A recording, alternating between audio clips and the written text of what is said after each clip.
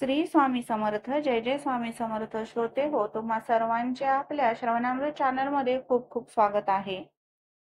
आजच्या व्हिडिओमध्ये आपण अक्षय तृतीया या निमित्त माहिती श्रवण करणार आहोत. 2025 या सालामध्ये 30 एप्रिल रोजी अक्षय तृतीया आलेली आहे. अक्षय तृतीया ही वैशाख शुद्ध तृतीयेला साजरी केली जाते. 4 मुहूर्तांपैकी अर्धा मुहूर्त म्हणून अक्षय तृतीयेला अनन्यसाधारण असे महत्त्व आहे. या व्हिडिओमध्ये आपण अक्षय तृतीया का साजरी करावी, अक्षय तृतीयेचा मुहूर्त, त्याचप्रमाणे पूजा व खरेदीसाठीचा कुठला मुहूर्त उपयुक्त आहे याविषयी माहिती पाहणार आहोत.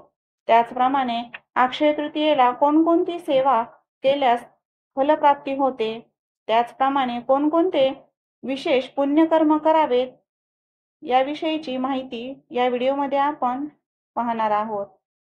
त्याचप्रमाणे अक्षय तृतीयेच्या संदर्भातील काही कथा व वेगवेगळ्या प्रदेशामधील प्रांत व भाषानुसार त्यांच्या आख्यायिका ज्या आहेत त्यांची थोडक्यात माहिती या व्हिडिओमध्ये आपण श्रवण करणार आहोत. व्हिडिओ शेवटपर्यंत नक्की पहा व इतरांनाही शेअर करा. आपल्या चॅनलवरील व्हिडिओज तुम्हाला आवडत असतील तर आपल्या श्रवणामृत चॅनलला नक्की शेअर, सबस्क्राईब व लाईक करा. चला तर मग अक्षय तृतीयेविषयी माहिती आपण श्रवण करूयात. हिंदू धर्मामध्ये अक्षय तृतीयेला अनन्यसाधारण असे महत्त्व आहे. कुठल्याही चांगल्या कामाची सुरुवात करताना अक्षय तृतीयेचा मुहूर्त हा अतिशय उपयुक्त असा असतो.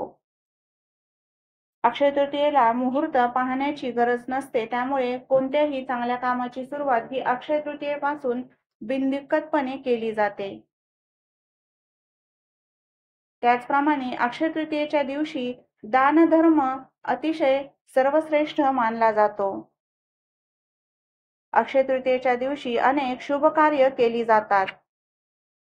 महाभारतामध्ये द्रौपदी, अन्नपूर्णा देवी, श्रीकृष्ण, सुदामा, पवित्र गंगा नदी, सतयुग, त्रेतायुग या सगळ्यांचा अक्षय तृतीयेशी अगदी जवळचा संबंध आहे.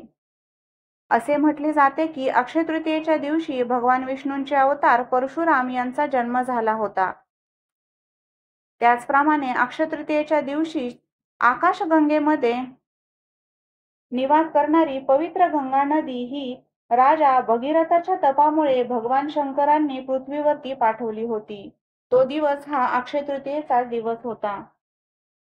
त्याचप्रमाणे देवी अन्नपूर्णेला पार्वती मातेचे रूप मानले जाते. देवी अन्नपूर्णेचा जन्म हा अक्षय तृतीयेच्या दिवशीच झाला होता आणि म्हणूनच या दिवशी अन्नपूर्णा मातेची पूजा करून गोरगरिबांना दानधर्म केला जातो.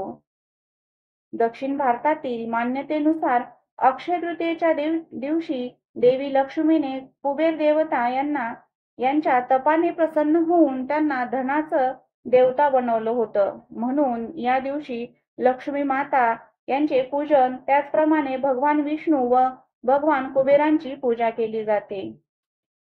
त्याचप्रमाणे महाभारतामध्ये महर्षी वेद व्यास यांनी याच दिवशी महाभारत लिहिण्यास सुरुवात केली.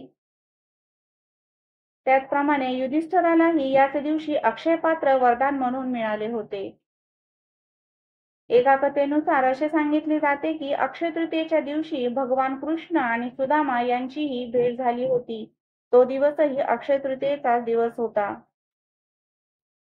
त्याचप्रमाणे भविष्य पुराणानुसार अक्षय तृतीयेच्या दिवशी सतयुग व त्रेतायुगाचा आरंभ झाला होता अशी आख्यायिका आहे. अक्षय तृतीया हा श्राद्ध दिवस म्हणूनही मानला जातो.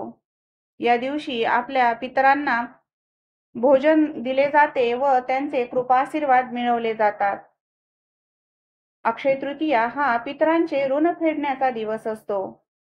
या दिवशी केलेले दान, हवन, तर्पण, पूजा, जप, पुण्यकर्म अक्षय टिकते, म्हणून अक्षय तृतीया ही पुण्यतिथी म्हणून मानली जाते.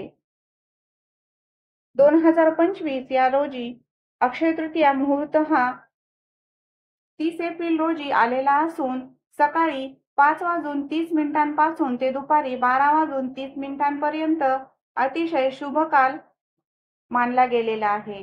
या कालावधीमध्ये आपण वेगवेगळ्या प्रकारच्या सेवा, त्याचप्रमाणे सोने खरेदी व इतर कुठलीही चांगली कामे या कालावधीमध्ये आपण नक्की करायची आहेत. या कालावधीमध्ये आपण लक्ष्मी मातेची सेवा, भगवान विष्णूंची सेवा, त्याचप्रमाणे भगवान कुबेर देवतांची सेवा जरूर करावी.